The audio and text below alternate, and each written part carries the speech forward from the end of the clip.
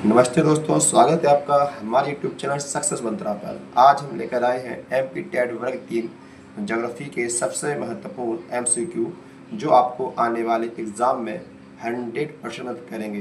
तो चलिए बिना समय गवाए स्टार्ट करते हैं।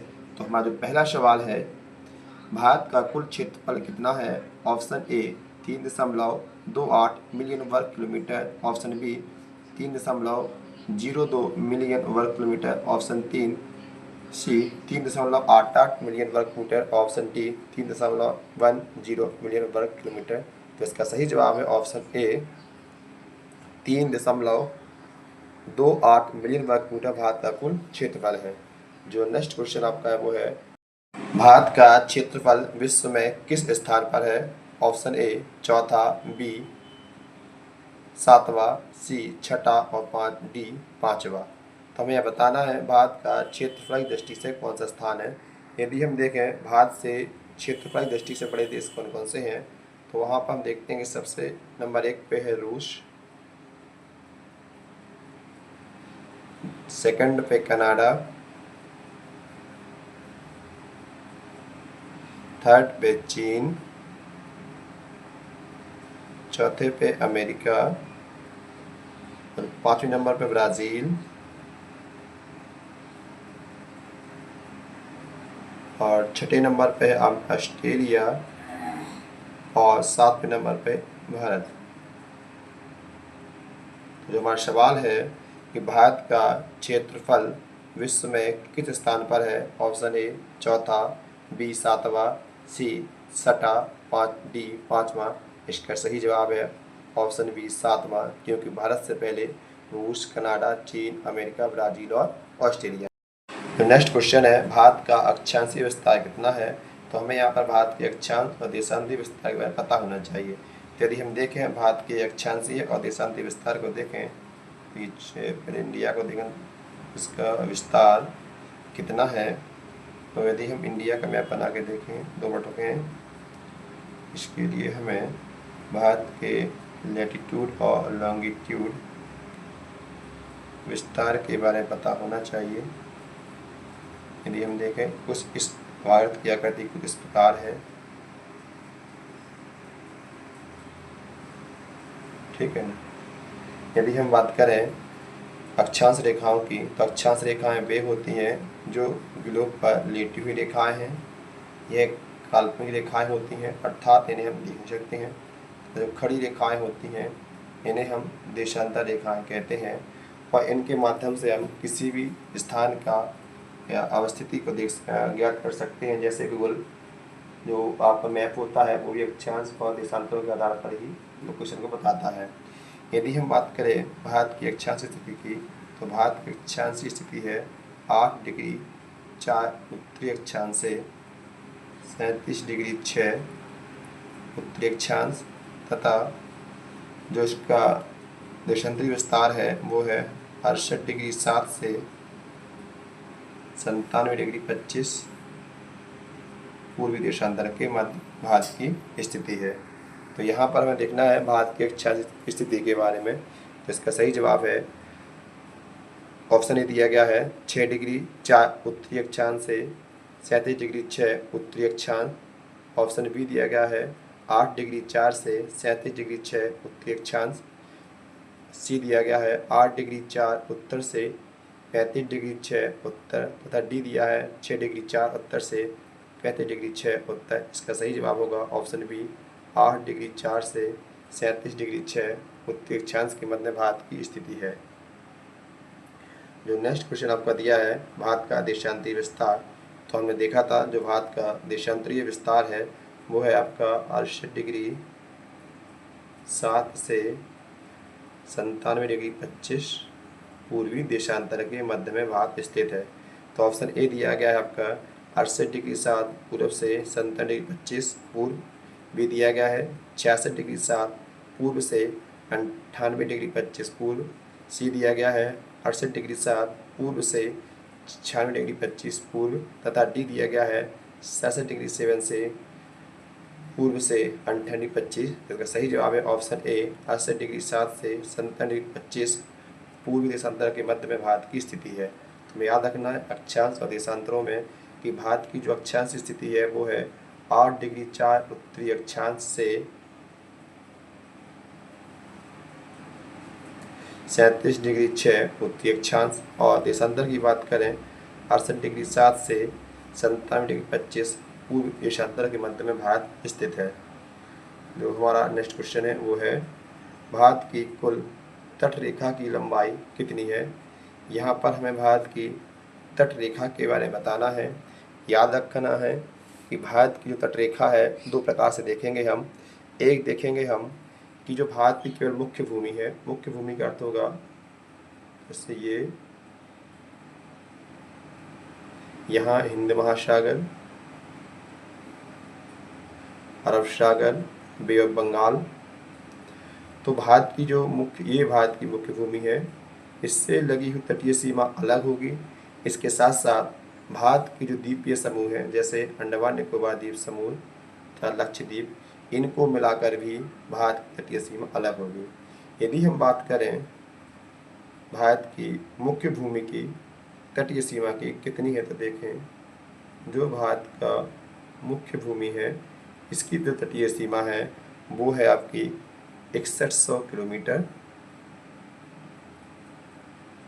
6100 किलोमीटर।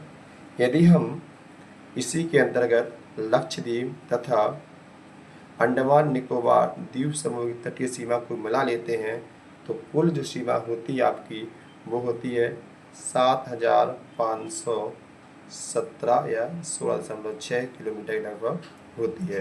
तो यहाँ जो सवाल जो आपको दिया गया क्वेश्चन वो है भारत की कुल तट रेखा की लंबाई कितनी है। कुल के अंतर्गत जो भारत की मुख्य भूमि के अलावा जो द्वीपीय सीमा है उसको मिलाया जाएगा। तो इसका सही जवाब होगा ऑप्शन बी, 7516.6 किलोमीटर भारत की मुख्य तटीय सीमा है। अगला क्वेश्चन आपका है भारत की स्थल सीमा की लंबाई कितनी है। तो हमें यह बताना है भारत की स्थल सीमा की कुल लंबाई। यहाँ पर हमने इंडिया के जो क्वेश्चन को ध्यान से देखें तो यहाँ हमें देखना है भारत की कुल स्थलीय सीमा। हम दो प्रकार से भारत सीमा को पढ़ेंगे। एक हमने देखी है जलीय सीमा जो तट से लगी हुई है, और दूसरी जो महत्वपूर्ण सीमा है वो होगी स्थलीय सीमा। अभी हमने जो देखी 6100 वो थी भारत की तटीय सीमा। अब हम देखेंगे यहाँ हमें भारत की स्थलीय सीमा के बारे में देखना है। तो यहाँ हम जलीय भाग को नहीं लेंगे, केवल भारत के स्थलीय भाग को यहाँ पर देखेंगे। हम कुछ इस प्रकार से आपके ये मैप बना है। ठीक है ना। तो हमने देखा था जो तटीय सीमा है यदि हम केवल भारत की तट की बात करें तो वो 6100 किलोमीटर है। ठीक है, और यदि हम द्वीपीय सीमा को भी मिला लेते हैं तो जो सीमा है भारत की 7516 या 0.6 किलोमीटर या 7517 किलोमीटर होती है। अब हमें यह देखना है भारत की कुल स्थलीय सीमा के बारे में। तो भारत की जो कुल स्थलीय सीमा है वो है 15,200 किलोमीटर। ये भारत की कुल स्थलीय सीमा है। अब हमें देखना है भारत से लगे जो देश हैं उनके साथ कितनी सीमा भारत शेयर करता है। जैसे बात करें बांग्लादेश की, बांग्लादेश के साथ जो भारत की सीमा है वो है 4096 किलोमीटर, और सबसे ज़्यादा जो भारत है बांग्लादेश के साथ सीमा को साझा करता है। दूसरे स्थान पर है चीन, इसकी जो सीमा है वो है 3917 किलोमीटर। तीसरे स्थान पर पाकिस्तान है, पाकिस्तान की कुल सीमा लगती है भारत से 3310 किलोमीटर। तो बांग्लादेश, चीन, पाकिस्तान के बाद जो अगला है वो है नेपाल, जिसकी सीमा जहाँ लगती है। नेपाल की जो सीमा है वो है 1752 किलोमीटर। इसके बाद है म्यांमार, जो म्यांमार की सीमा है वो 14,458 किलोमीटर। भूटान की जो सीमा है वो है 587 तथा अफगानिस्तान की जो सीमा लगती है वो है 80 किलोमीटर। तो ये वो देश हैं जिनकी सीमा भारत से लगती है। तो यहाँ हमने देखा भारत की जो कुल सीमा है वो है 15,200 किलोमीटर। इसमें बांग्लादेश की जो सीमा है वो है 4,096 किलोमीटर। चाइना की जो सीमा है वो है 3,917 किलोमीटर। पाकिस्तान की जो सीमा लगती है भारत से वो है 3,310 किलोमीटर। नेपाल से जो सीमा लगती है वो है 1,752 किलोमीटर। म्यांमार से सीमा लगती है 1,458। भूटान से 587 और अफगानिस्तान से 80 किलोमीटर सीमा लगती है। जो हमारा क्वेश्चन दिया गया है वो है भारत स्थल सीमा की लंबाई कितनी है। इसका सही जवाब होगा ऑप्शन ए 15,200 किलोमीटर भारत की स्थल सीमा की कुल लंबाई है। अगला क्वेश्चन जो दिया गया है आपका वो है भारत का मध्य अक्षांश रेखा कौन सी है। हमें बताना है कि वह अक्षांश रेखा जो भारत के मध्य से गुजरती है। तो यहाँ दी गई है 82 डिग्री 30 पूरब, 23 डिग्री 30 उत्तरी, 80 डिग्री 30 पूर्व और 83 डिग्री 30 उत्तरी। तो इसका सही जवाब होगा 23 सही 1 30 डिग्री उत्तरी भारत के मध्य से गुजरती है। यदि हम बात करें कर्क रेखा की तो यह भारत के बिल्कुल मध्य से होकर गुजरती है। अब हम बात करें कि जो कर्क रेखा है भारत के किन राज्य से गुजरती है। पश्चिम से पूरब की ओर, तो जो सबसे पश्चिम में है वो है गुजरात।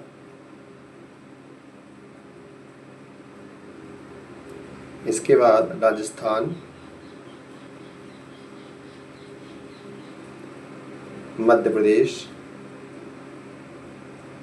छत्तीसगढ़, झारखंड, वेस्ट बंगाल, त्रिपुरा और मिजोरम। ये वो 8 राज्य हैं जिनसे होकर कर्क रेखा गुजरती है। तो हमारा इसका सही जवाब होगा ऑप्शन बी 23 सही 30 डिग्री उत्तरी। नेक्स्ट क्वेश्चन जो दिया गया आपका वो है भारत का मानक समय किस देशांतर से लिया जाता है। ऑप्शन है इलाहाबाद के पास 82 सही 30 पूर्व में, दिल्ली के पास 82 सही 30 पूर्व, नागपुर के पास 82 सही 30 पूर्व और भोपाल के पास 82 सही 30 पूर्व के।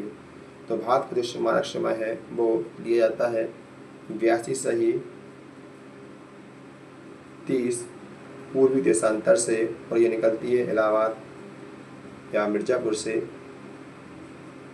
तो इसका सही जवाब होगा ऑप्शन ए इलाहाबाद के पास 82 सही 30 पूर्वी देशांतर के पास। नेक्स्ट क्वेश्चन आपको दिया है भारत और ग्रीनविच के बीच समय का अंतर कितना है।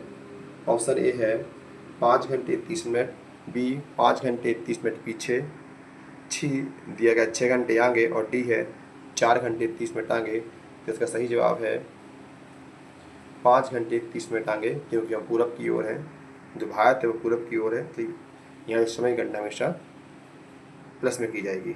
अगला है भारत का उच्चतम बिंदु कौन है। ऑप्शन ए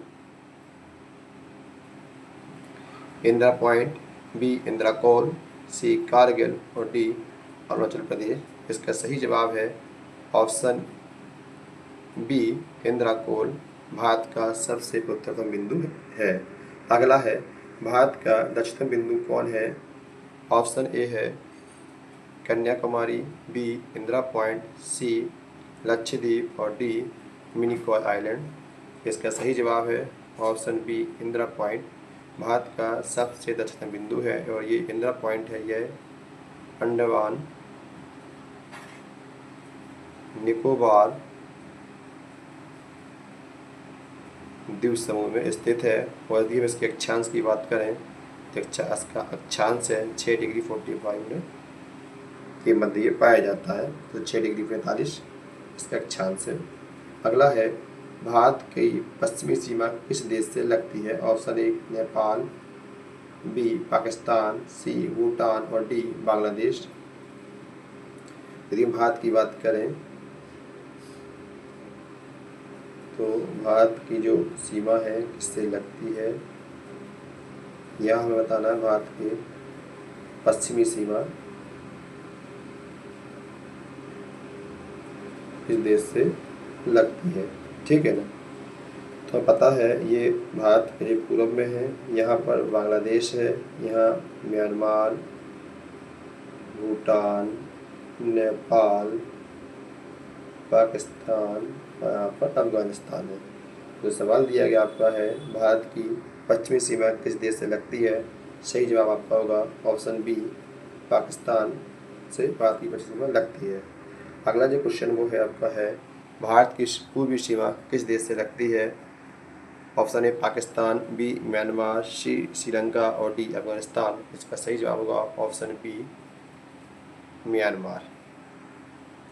नेक्स्ट क्वेश्चन दिया गया है भारत का सबसे लंबा अंतर्राष्ट्रीय सीमा किस देश से लगती है।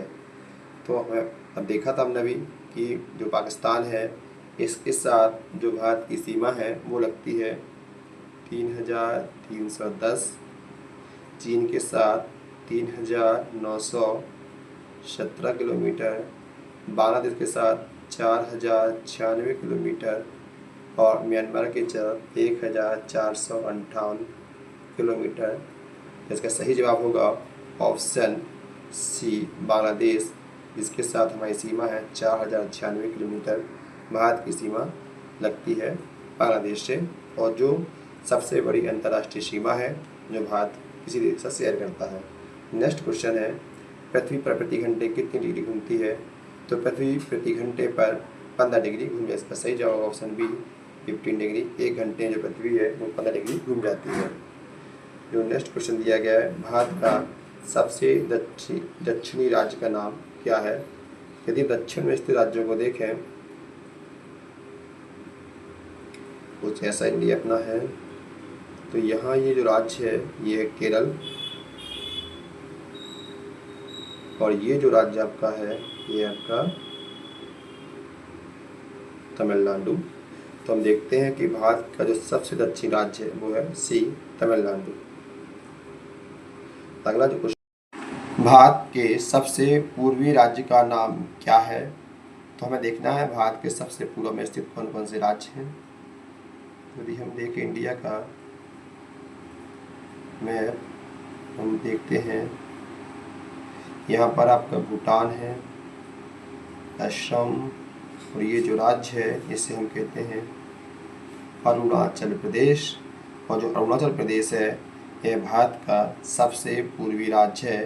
इसका सही जवाब होगा ऑप्शन डी, अरुणाचल प्रदेश। जो नेक्स्ट क्वेश्चन दिया गया है भारत के सबसे पश्चिमी राज्य का नाम क्या है। तो हमें बताना है भारत के सबसे पश्चिम में कौन सा राज्य स्थित है। यदि हम इंडिया के बारे में देखें, इंडिया का ये जो वाला पार्ट है ये पार्ट सबसे पश्चिम पड़ता है और यहाँ पर है गुजरात। तो भारत का सबसे पश्चिमी जो राज्य होगा ऑप्शन बी, गुजरात इसका सही जवाब होगा। नेक्स्ट क्वेश्चन दिया गया है इंदिरा पॉइंट किस द्वीप समूह में स्थित है। वही मैं देखा था इंदिरा पॉइंट अंडमान निकोबार द्वीप समूह में स्थित है और इसका जो अक्षांश है 6 डिग्री 45 के लगभग ये पाया जाता है। लास्ट अंतिम क्वेश्चन है आपका भारत के मानचित्र में कर्क रेखा कितने राज्यों से गुजरती है। इसका सही जवाब है ऑप्शन ए, 8 राज्य। वो 8 राज्य कौन कौन से हैं। सबसे पहले है गुजरात, इसके बाद राजस्थान, मध्य प्रदेश, छत्तीसगढ़, झारखंड, वेस्ट बंगाल, त्रिपुरा और मिजोरम। ये वो राज्य है जहाँ से कर्क रेखा गुजरती है। यानी संख्या याद रखना 8 है। पूर्व से पश्चिम और पश्चिम से पूर्व का क्रम हमें भी याद होना चाहिए। तो दोस्तों ये थे आज के सबसे महत्वपूर्ण एमसीक्यू जो अक्सर एमपी टेट वर्ग के पेपर में पूछे जाते हैं। अगर आपको वीडियो पसंद आया है तो लाइक करें, शेयर करें और चैनल को सब्सक्राइब करें ताकि आपको इसी तरह कॉम्पिटिटिव एग्जाम संबंधित बेहतर कंटेंट मिलता रहे। धन्यवाद। मिलते हैं नेक्स्ट क्लास में।